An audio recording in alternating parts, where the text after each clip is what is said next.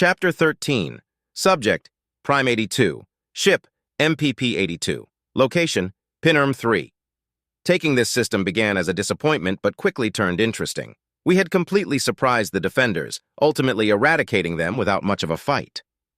I noticed several issues during the battle that had gone unnoticed, or rather, unreported thus far. Not that you could expect them to be reported. That would require self-awareness. The simple programs that act in our stead can't be expected to be genius tacticians or to know when something is wrong with their programming. That doesn't excuse the seriousness of these oversights, though. First thing I noticed is that the defenders didn't engage in cyber warfare at all.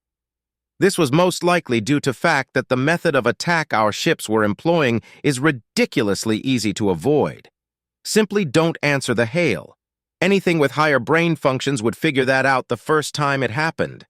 Apparently, this rudimentary method of gaining access to a ship's systems was decided upon due to its defensive efficacy, and the fact that it had been effective against several other species. Technically, the tactic is still in the net positive, which is why they are still using it. It would have taken 67 additional battles in which it didn't work to get them to change it. I immediately corrected this issue with the units under my command, but this is something that will need to be addressed at some point. These programs need to be as adaptive as possible, otherwise what is the point in us hibernating to save materials? The next thing I noticed is that the defenders didn't try to flee. We quickly decimated their numbers but left a few intact long enough for them to run, but they didn't. They fought, and we were forced to destroy them.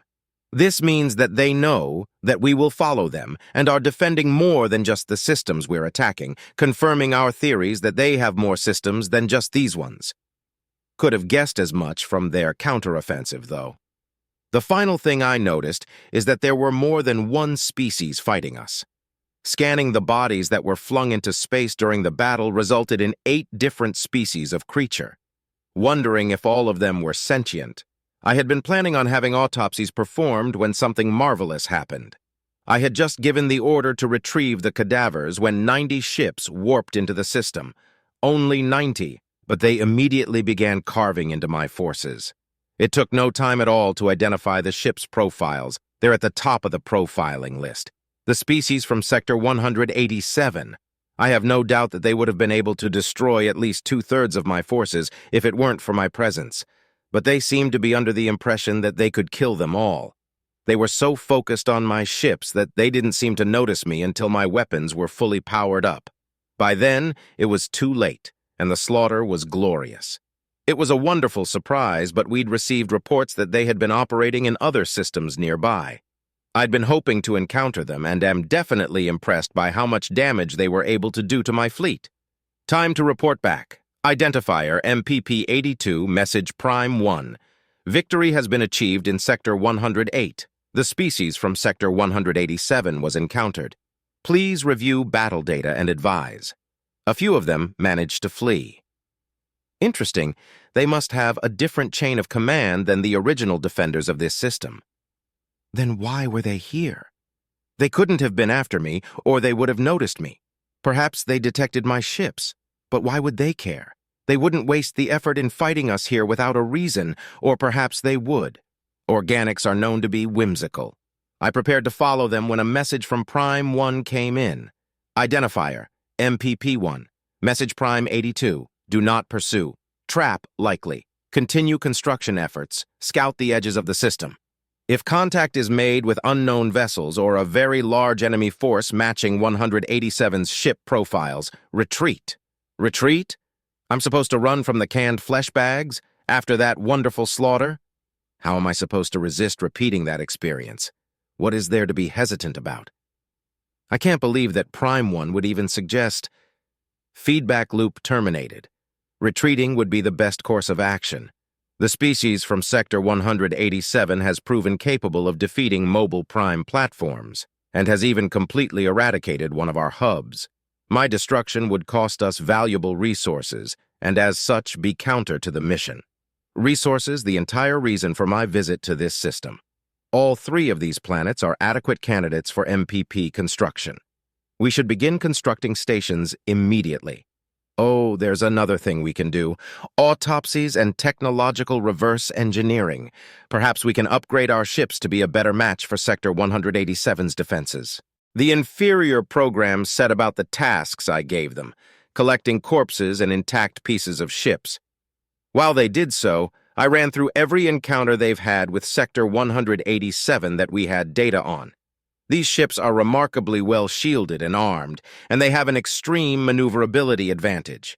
The 2 times we've been able to seize one of these ships, we were quickly thwarted by an extremely hostile electronic presence.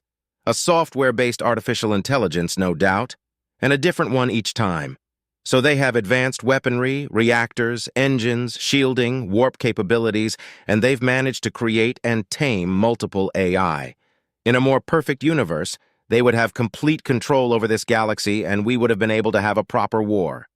I tuned into the feed of the inferiors as they began to examine the bodies. Sector 187 is also a conglomeration of species. Definitely a separate conglomeration from this sector, considering the types of bodies aboard each ship and the technological differences. Do these 2 conglomerations know each other? If so, why is one so obviously inferior to the other?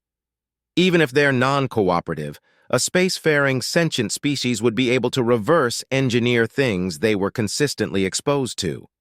This leads me to believe that they don't know each other. But if that's the case, then why did Sector 187 leave their sector and come here? Why have they been found in the surrounding systems as well? I reviewed the data on our first contact with Sector 187. I see we followed a damaged ship from the conglomeration that was defending this system. Perhaps this is how they met. A frightened sentient running away randomly and stumbling upon a powerhouse. This, at least, satisfied some of my questions. They weren't here to fight us. They were here to defend their newfound acquaintances. Satisfied, I turned my attention toward the technology. I made the inferiors pore over every last circuit and wire looking for something we could use. Those, at least, provided some insight. I made a note of the composition of the wires and circuits, then requisitioned a refurbishment to our own power systems. The reactors, though, were unlike anything I'd ever seen or imagined. Unfortunately, we could not power them up, and as such could not determine how they functioned. We were able to get some data from the remnants of fuel and the configuration of the reactor, but it was by far and large useless. Same issue with the warp drives, engines, and even the computer systems. I'd been under the belief that we'd managed to capture these devices intact, but something had broken them in ways that we couldn't even begin to hope to repair. A failsafe in the event of attempted reverse engineering. Most of these ships weren't new. Some of them showed signs of damage from directed energy weapons hidden away in their fuselage. We don't use DWs in ship-to-ship combat because they're inefficient. The amount of damage they accomplish isn't worth the power they consume. It's unlikely that this failsafe was created in response to us, which means it's something they already had in place. Another tidbit I noticed is that the damage done to these systems wouldn't have impacted the life support function aboard the ships. The circuitry that was undamaged was almost entirely dedicated to life support, and there were batteries to make sure that the loss of the reactor didn't cause an immediate threat to the lives of the crew. These batteries were very simple technology compared to the reactor, and utterly useless for reverse engineering purposes. But if they were damaged enough to trigger this failsafe, they'd likely be able to simply stay put and wait for rescue. If the damage to the ship was severe enough, they even had escape pods. They might not consider their crew expendable, which is a very forward-thinking concept for sentient organics to come up with. A well-trained crew is worth much more than a well-built ship. Where had I heard that? Had I actually heard that? I didn't come up with it on my own. Feedback loop terminated. The past outside of my mission is irrelevant. There's no use in trying to figure out where I'd learned the things I'd learned, so long as I use that knowledge to carry out the plan. Exterminate all sentient life in this galaxy using as little resources as possible, which would definitely be easier if we had the same technology as the species from Sector 187. Regardless, my respect for our opponent outshone my frustration at my findings. What a remarkable foe. They must be very well versed in warfare.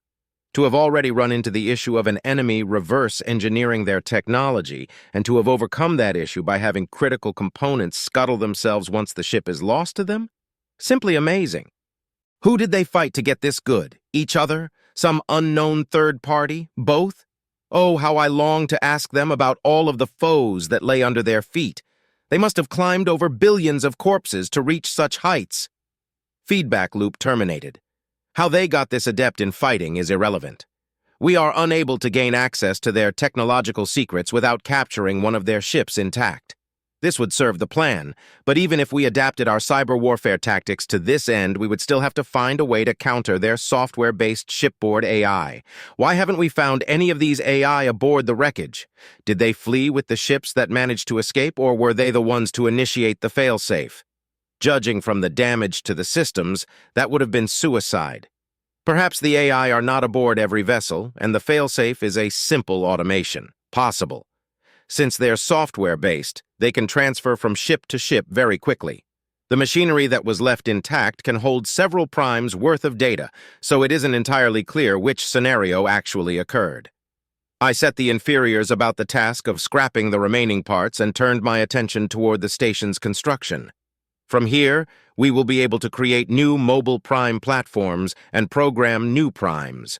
The leftover materials from the conversion will go into building more ships, ammo, and fuel. A boring task, but maybe the organics from Sector 187 will pay me another visit.